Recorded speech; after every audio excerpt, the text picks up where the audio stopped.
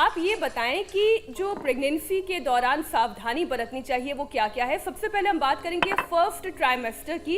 कौन कौन से योगाभ्यास की आप सलाह देंगे स्वामी जी?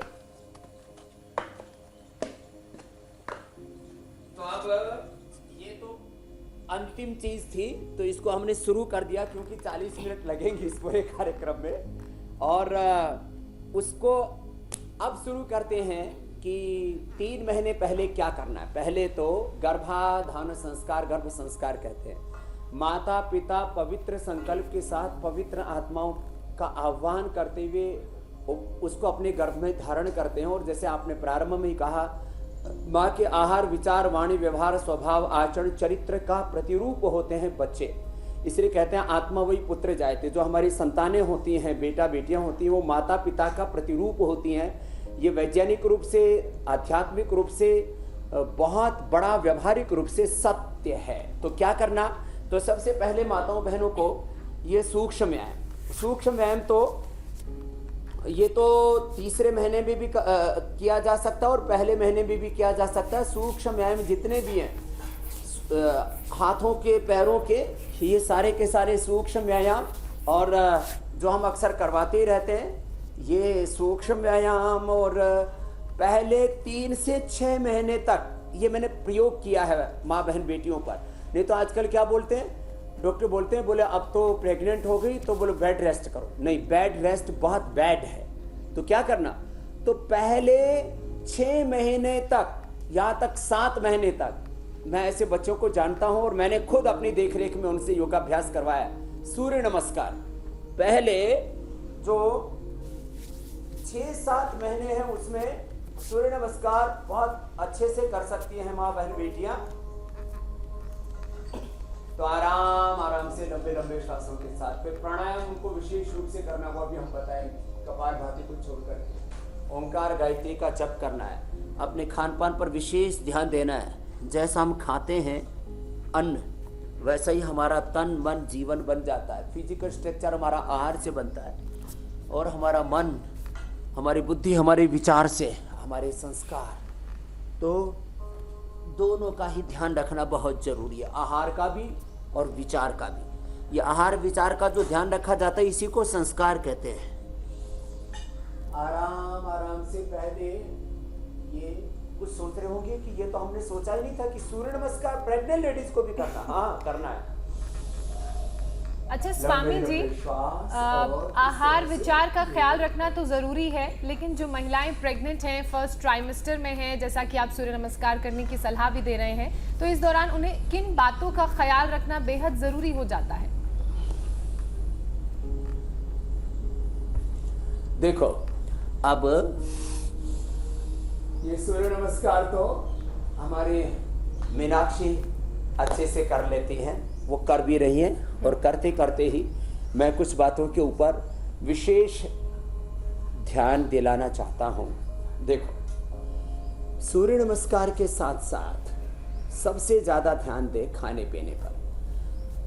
प्रोटीन पूरी मात्रा में लें और बॉडी के, ब्रेन के डेवलपमेंट के लिए जो माँ खाएगी वही बच्चे के शरीर में जाएगा। तो प्राणायाम करें,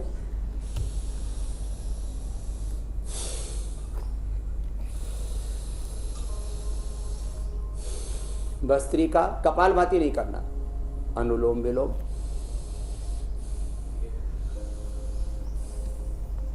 भ्रामरी, उद्गीत, शीतरी, शीतकारी और ओंकार गायत्री का जप करते हुए कुछ बातें बता रहा हूं। क्या क्या करना?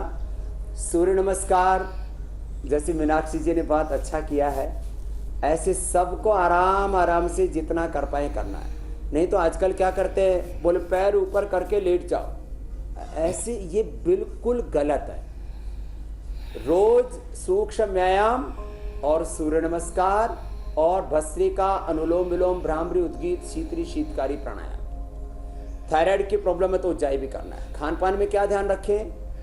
दूध में थोड़ा केसर डाल करके, उबाल करके, ठंडा करके दूध पीना, गरम गरम नहीं पीना, थोड़ी मात्रा में केसर। दूध के साथ बादाम भिगो करके पीस करके फिर लेने हैं, जिससे कि गर्मी ना करे। बादाम, कच्चा नारियल, अखरोट भिगो करके, एक से ज़्यादा नहीं। पपीता ना लें प्रेग्नेंट लेडीज़, कोई गर्म चीज़ ना खाएं। जो हम अभी कुछ औषधियाँ भी बताएंगे, कोई काढ़ा भी पीना है तो गर्म करके, जैसे शीलिंग आ गई पूरे शरीर में तो गोखरू और पुनर्नवा का काढ़ा पीना है, लेकिन उबाल करके ठंडा करके पीना है, गरम गरम नहीं पीना है। बुखार हो गया तो गिलोय का भी काढ़ा पीना है, लेकिन गिलोय का गर्म करके ठंडा करके काढ़ा पीना है, या गिलोय घनवटी खा लेंगे। तो अभी बीमारियों के ऊपर बाद में आएंगे, पहले मैं बता रहा हूँ खान पान में दूध, दही, छाछ आदि जो उनको अनुकूल पड़ता है वो लेते रहे।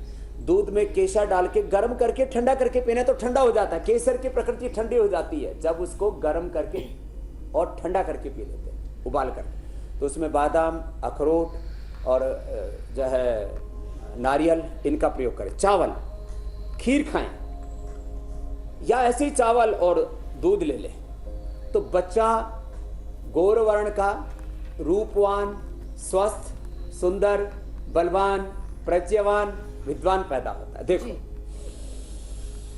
लंबे श्वास ले। जो मां का ऑक्सीजन लेवल होगा वही बच्चे का ऑक्सीजन लेवल होगा, इसलिए मां को ऑक्सीजन लेना जरूरी है। और जो मां खाएगी वही उसका जो खून है वो उसकी नाभि जो नाल है वो मां के साथ जुड़ा हुआ होता है। बच्चे के पेट के साथ साथ फिर उसका सारा शरीर जुड़ा होता है, वहीं से उसको पोषण मिलता है जी। तो मां जो भी हरी सब्जियां हैं बोले, लेकिन अब इसमें थोड़ा सा मजाक की भी बात है और हकीकत भी है।